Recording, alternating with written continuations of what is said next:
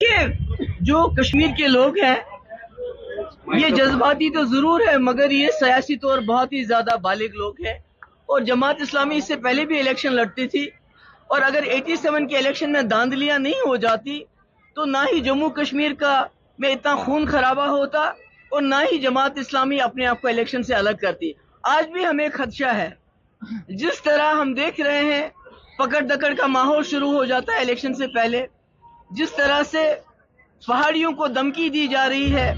پیر پنچال میں کہ اگر وہ ان کی پراکسی پارٹی کو ووٹ نہیں ڈالیں گے تو وہاں 1947 جیسے حالات کیے جائیں گے۔ جس طرح یہاں ہمارے جو ایڈمنسٹریشن کے ہیڈ ہے انہوں نے ایک مخصوص برادری کے افسروں کو بلا کے اور دھمکایا ہے کہ اگر آپ پراکسی کینڈیڈیٹ کو ووٹ نہیں ڈالو گے تو ہم ایسا کریں گے ویسا کریں گے۔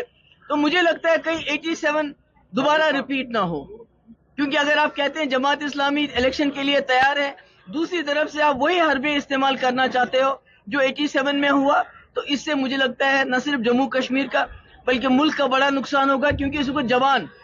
اپنے غصے کا اظہار کرنے کے لیے باہر آ رہا ہے، ووٹ ڈالنا چاہتا ہے۔ اگر آپ اس جوان کی امانت کو خیانت کریں گے، آپ الیکشن کو مینیپولیٹ کریں گے، الیکشن کو دھمکیوں اور بلیک میل کر کے آگے چلائیں گے، تو مجھے لگتا ہے اس سے بڑا نقصان ہوگا۔ صحیح سپورٹ جیسا میں نے فاروق صاحب کو کہا کہ آپ سیٹوں کا فیصلہ کر لیجئے، اور انہوں نے کہا پی ڈی پی ختم ہو چکی ہے،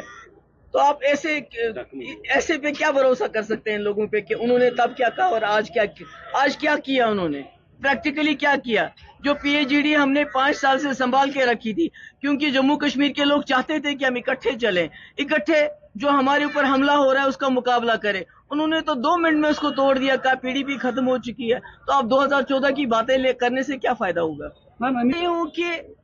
جتنے مسلمانوں سے وہ گھبراتے ہیں، جتنا مسلمانوں سے وہ لوگوں کو ڈراتے ہیں کہ آپ کا منگل سوتر لے جائیں گے، آپ کی بھینس لے جائیں گے۔ ابھی تو 22 کروڑ مسلمان ہیں نا پورے ملک میں، تو اب اگر وہ جو دوسرے کشمیر کے وہاں سے بھی مسلمان لائیں گے تو ان کو کہاں رکھیں گے؟ وہ تو بات بات پہ ہمیں تانا دیتے ہیں کہ آپ پاکستان چلے جاؤ، اب کہتے ہیں وہاں کے کشمیر کے مسلمانوں کو بھی اپنے ساتھ ملائیں گے۔ پہلے جو یہاں مسلمان ہیں ان کی عزت کرنا سیکھے، ان کو اپنانا سیکھے، ان کا احترام کرنا سیکھے، ان کو انفلٹریٹر نہ کہیں۔ جب ان کو سنبھالیں گے تو پھر